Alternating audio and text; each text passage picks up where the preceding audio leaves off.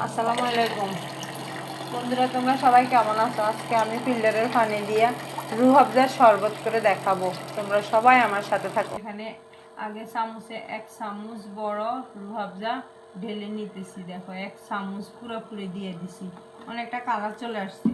আর দিমু না, প্রথমে তো দেখছো রুহ আফজা 1 চামচ দিছি না, এবার আমি দেখো এই চামচের বড় চামচ 1 চামচ আবার চিনি দিছি, আবার দেখো 1 চামচ 2 চামচ আবার চিনি দিছি।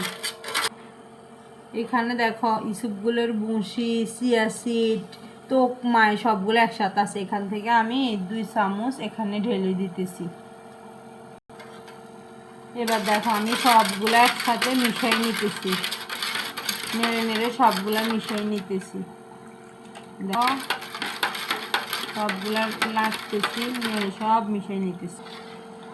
এভাবে সবাই করি খাইবা, খাই আমারে বলবা, কমেন্ট করবা আমারটা কেমন হয়েছে আর তোমাদেরটাও কেমন হয়েছে। এভাবে করি খেলে অনেক অনেক মজা। রুহ আফজার সাথে ইসুপগুলোর মুসি, তোকমাই, চিয়া সিড সব একসাথে দিয়ে খাইলে অনেক মজা লাগে। একটু খাই দেখি আমারে কমেন্টে জানাবে।